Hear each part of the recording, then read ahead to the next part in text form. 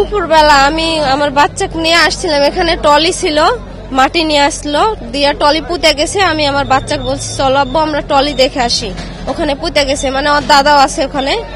পরে আমি আমার বাচ্চা দুইটা নিয়ে আসছি, দুইটা কুলে নিছি। পরে আমার ডেনা লাগে গেছে, আমি বলছি আব্বু তুমি একটু নামো, হাঁটে চলো। পরে আমার বাচ্চা হাঁটে পিছন পিছন আসছে, আমি সামনে দিয়ে যাচ্ছি।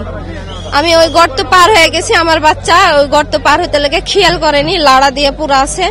পরে লাড়ার পর পাও দিছে আর ওই যে গর্তের মধ্যে নেমে গেছে।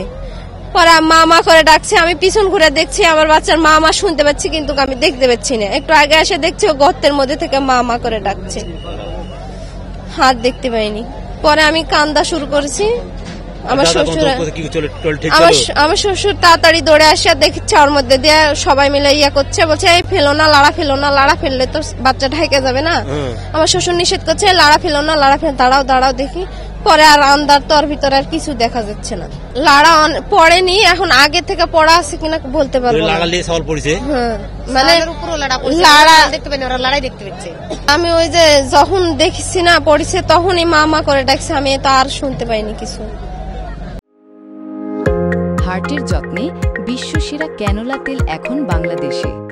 2 বছরের একটি বাচ্চাটি এখানে পড়ে গিয়েছে। এখন সাথে সাথেই ফায়ার সার্ভিস এখানে চলে এসেছে এবং তারা তাদের উদ্ধারের জন্য যে সর্বোচ্চ যে চেষ্টা সেটা করছে। শুধু এখানে না, আমরা ফায়ার সার্ভিসের যে রাজশাহী জেলাতেও আমরা কমিউনিকেট করেছি। তারপরে এখানে তাদের যে হেড অফিস পর্যন্ত আমরা যোগাযোগ করেছি যে তাদের যত ধরনের ইনস্ট্রুমেন্ট আছে যদি সেটা এনে যে কোনোভাবে হোক বাচ্চাটাকে যেন রেস্কিউ করা যায়।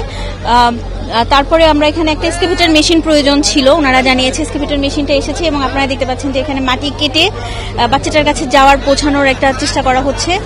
আর তাছাড়া আমাদের মেডিকেল টিমও এখানে আছে, অ্যাম্বুলেন্স এবং অক্সিজেন যাবতীয় তার যেন ফার্স্ট এইড যেটাকে বলা হয়ে থাকে, যেন বাচ্চাটাকে উদ্ধার করার সাথে সাথে তার যেন কোনো চিকিৎসার কোনো ধরনের কোনো ত্রুটি না হয়, সাথে সাথে যেন তাকে আমরা একটা চিকিৎসা যেন দেওয়ার ব্যবস্থা করতে পারি, সেগুলো সব আমাদের এখানে রয়েছে। এখন বাচ্চাটাকে উদ্ধার করতে যেটুকু সময় লাগবে, এখন এটা যেহেতু এখানে বাচ্চাটার কাছে যেটা ফায়ার সার্ভিস বলছে যে বাচ্চাটার কাছে তো আর এখান দিয়ে পৌঁছানো যাচ্ছে না, পাশে একটি গর্ত করে সেখান থেকে ঢোকার চেষ্টা করা হচ্ছে। বাচ্চাটা যেন নিরাপদ থাকে সেটার জন্যই চেষ্টা করা হচ্ছে, পাশে গর্ত করে ঢোকার জন্য। এবং হোপফুলি 30 ফিটের মধ্যে আমাদের মনে হয় 20 ফিটের মতো গর্ত ইতিমধ্যে করা হয়ে গিয়েছে যেটুকু জানা যাচ্ছে।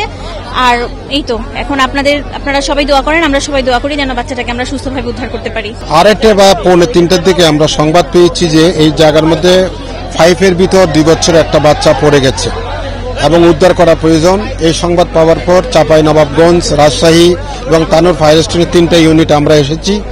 আসার পর দেখলাম এখানে যে পাইপের ভিতর যেখানে মানে পড়ে গেছে ওই জায়গার মধ্যে আমরা আসার আগে পাবলিকরা কিছু চেষ্টা করেছে, কিছু মাটি এবং কিছু খড় গর্তের ভিতর পড়ে গেছে। তারপরও তারা আমাদেরকে জানাইছে 35 থেকে 40 ফিট নিচে বাচ্চাটা আছে। তা আমরা আমাদের সার্চভিশন ক্যামেরা দিয়ে আমরা দেখলাম যে বাচ্চাটা কিন্তু আমরা দেখি নাই বলতে ওখানে মাটি এবং খড় পড়ার কারণে আমরা দেখতে পারি নাই, তবে বাচ্চা ওখানে আছে, বাচ্চার আত্মীয় স্বজন বলছে।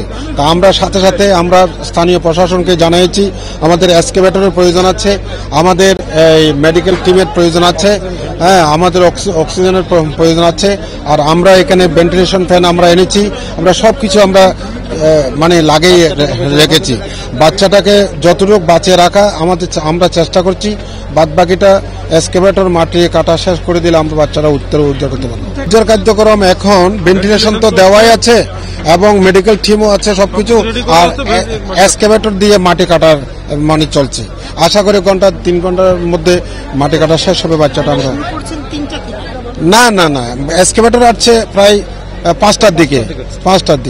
আশা করি 3 ঘন্টা কাজ করলে মানে আমরা উদ্ধার কাজ শেষ করতে হবে। জি, কারণ মাটি তো কাটতে হবে 35 ফিট থেকে 40 ফিট গভীরতে, মানে মাটি কাটতে হবে।